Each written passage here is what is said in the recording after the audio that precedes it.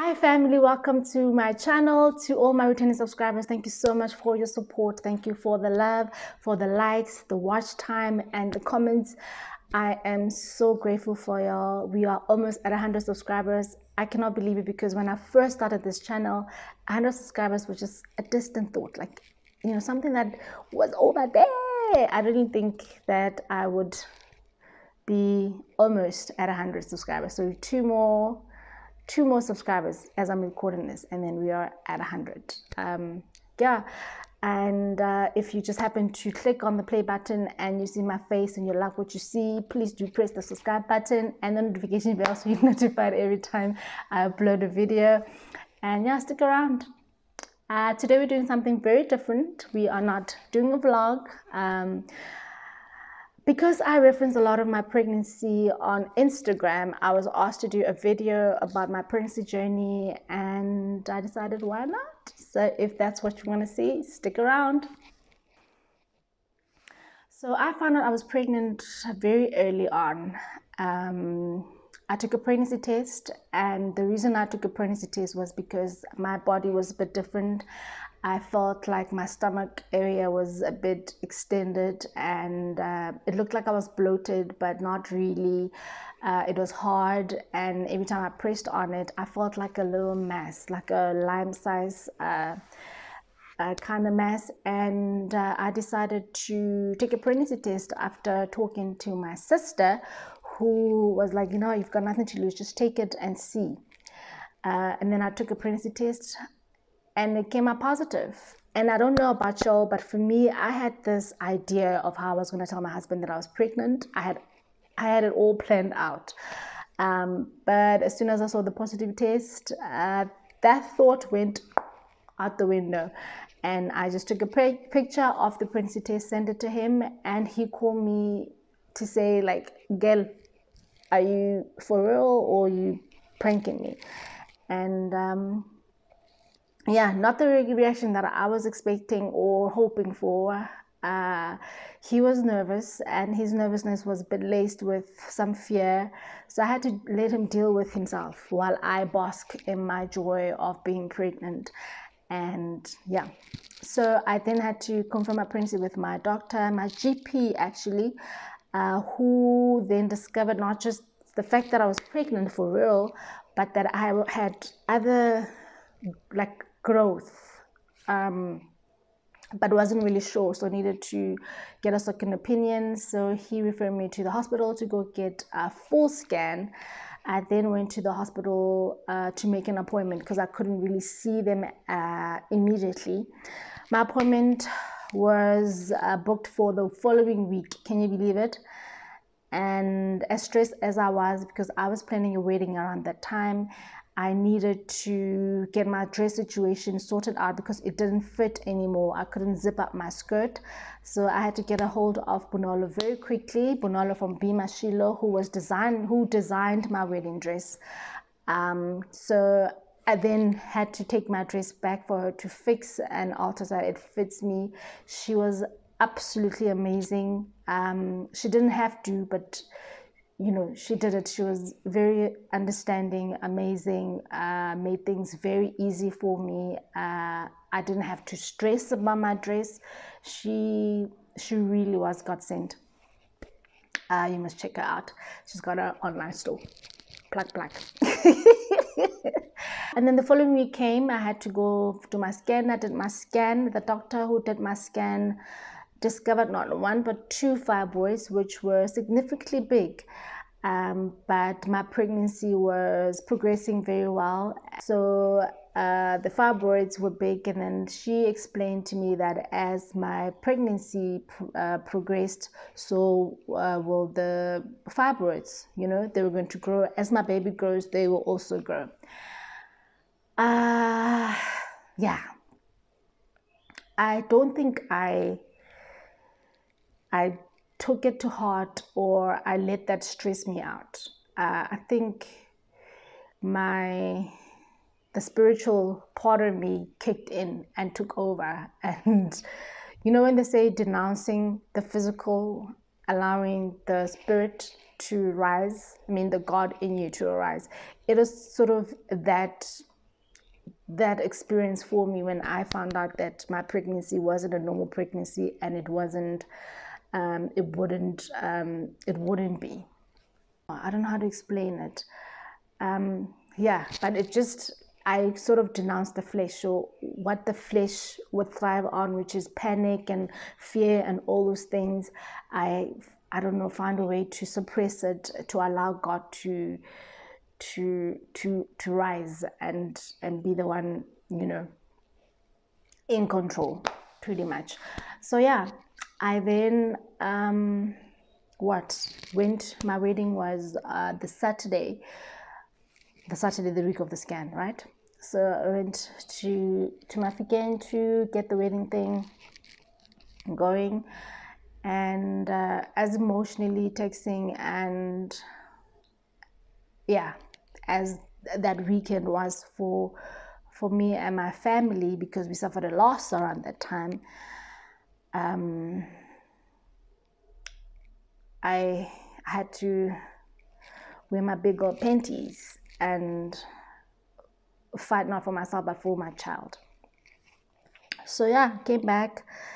I think about January the 4th, we came back from Mafeking to Pretoria because I was meant to go back to work on the 7th of Jan, and we got here on the 4th, and the 5th of Jan, early hours of Saturday morning, I woke up about around 2-ish, 2:30 to go pee, and immediately after peeing, I felt a very sharp pain on my abdomen, and kind of felt like I had, I was holding on to pee for a while, and I needed to be rubbed, sort of relieve me of the pain a little bit, but that didn't help. And then I asked to be taken to the emergency room because it was getting pretty serious and it was getting pretty rough. I wasn't experiencing any bleeding at the time, and I never did throughout my pregnancy. It was just pain. So I was admitted, not admitted, I was taken to the emergency room, seen by the doctor who was on call at the time, and put on medication, pain meds to make me comfortable until a available gynecologist would come see me. And then I think about 3 gynecologists refused my case until one agreed and admitted me to the hospital. I was admitted to hospital for about 7 days, and the day of my admission, the doctor requested that I do a scan to see just how the pregnancy and the fibroids, were progressing. And we found out that I didn't have 2, I had 3 fibroids, and the other one was just hiding a little bit there. It wasn't as big as the rest, but it was big, significantly big, but not as big as the other 2 that had grown about 3 centimeters more than they were the last time, and were actually pressing against one of my kidneys. That's why I had so much pain and felt like I had like a urinary infection stuff. It was a lot, guys. And then what else? Yeah, I was admitted for a week. It was just about pain management because there really wasn't much the doctor could have done for me because of my condition. I was then discharged. When I was discharged, I decided to get another gynecologist. I got a gynecologist. My mom actually referred me to her gynecologist. So I went to go see her. She took my case and put me immediately on Tramadol to help with the pain. And I was to see her every month, obviously, unless my checkups needed to be moved from a month to every week. But it wasn't at that stage. I then the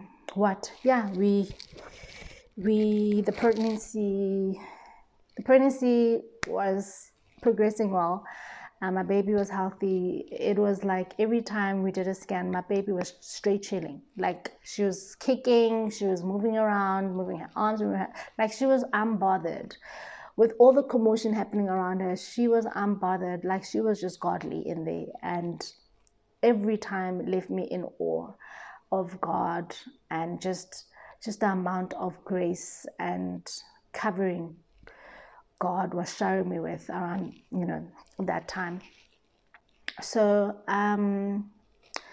around March, I was working, and after doing an audit, I think my last audit of the day, one of the managers said, I think after you leave here, you need to go straight to the doctor, because I was looking at you the whole entire audit. You are in pain. You need to go see the doctor. So I was like, okay. I went to go see a doctor, my GP, and then he put me on bed rest, but said that if tomorrow I'm not feeling any different, I need to contact my gynecologist and go see my gynecologist to see what we could do in terms of pain management, because that means now my medication was not working.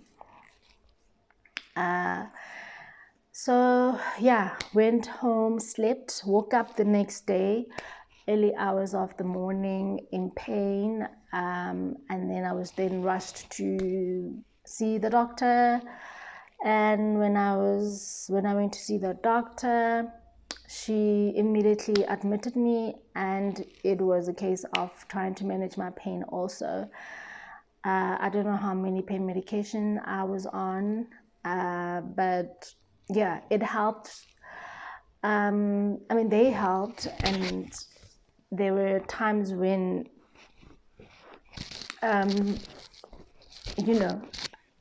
they weren't. So, yeah, I think a couple of days just before I was discharged, she then stopped giving me pain medication intravenously. I then was getting oral medication to manage my pain, to see how I'll be, dealing when I get back home. So when I was discharged, I spent my birthday in hospital. My baby's awake. Yeah, I spent my birthday in hospital, and then I was discharged. When I was discharged, she prescribed morphine for me to manage my pain, and we were just hoping that my baby stays baking until 37 weeks. And God's grace, I managed to carry my baby until 37 weeks. She's awake. Yeah. Gail is awake, so she's gonna join us. Say hi. Say hi, everybody. Say hello. Say hi, Mama. Say hi. Okay. So yeah, I was discharged. Yes, prescribed morphine. So then I went back home, and my doctor was hoping, like, we were praying to reach 37 weeks, because that's considered full term, and we're just praying for her to bake longer until 37 weeks. That's when my C-section was scheduled. I then, because my baby was born earlier than her due date. Her due date was August, and she was born about 3 weeks early, on the 22nd of July. So on the day that she was born, what is it, baby? Okay. On the day she was born, I arrived at the hospital at around 6, like I was asked, and my C-section was scheduled for 10:30. When I got there, they put the monitor on me to check the baby's heart rate, and because since Friday I was feeling like contraction, like my stomach would contract, I just figured those were Braxton Hicks, like, it didn't really matter, until the nurse said, how are you feeling? And I said, I've got a little pain there, but it's nothing I can't handle. and she said, girl, you are having contractions and I do not understand how you are dealing, because these contractions are intense.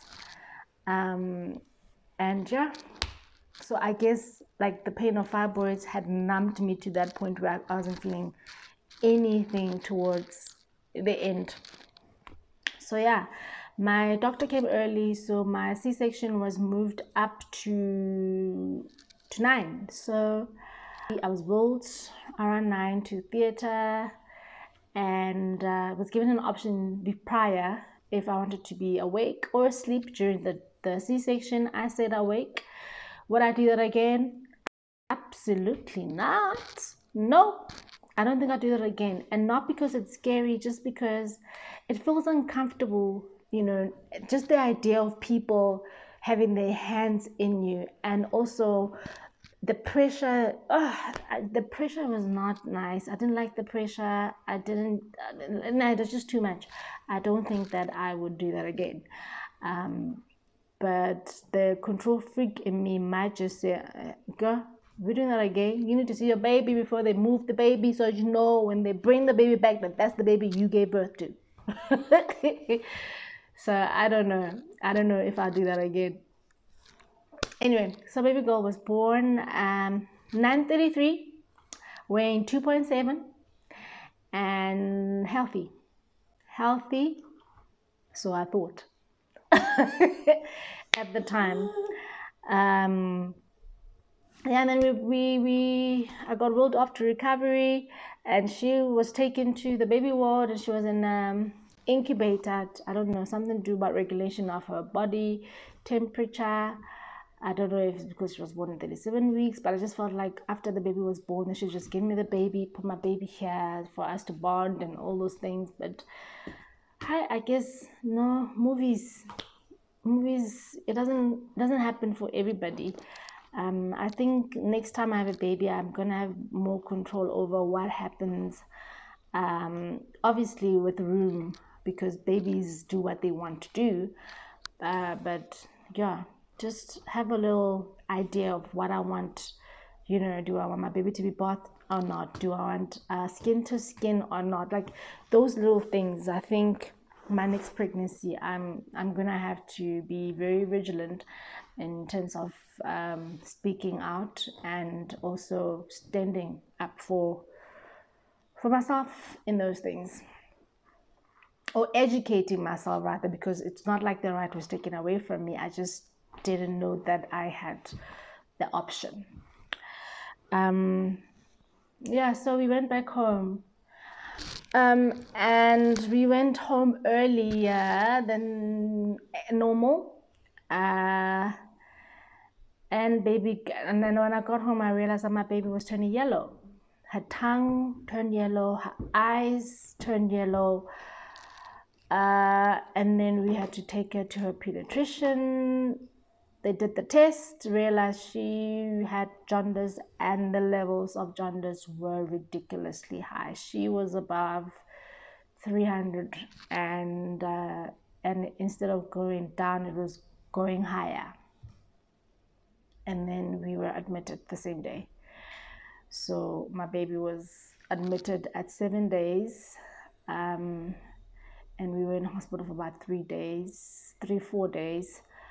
Them managing the jaundice, and yeah, she is like seeing your 7 days old baby with an IV needle. Oh my God, that broke me. But here we are. She is healthy with a big mouth. Yeah, so basically that's my journey. And if you want to hear my breastfeeding experience, guys, because that's another story, then let me know down below in the comments, and I'll do a video of my breastfeeding journey, because I breastfed until 5 months and had to stop because of a lot of factors. So if you want to hear all about that, leave me a comment down below and I will do it. So yeah, I guess I will see you on the next video. Bye, God bless you. I gave you my heart.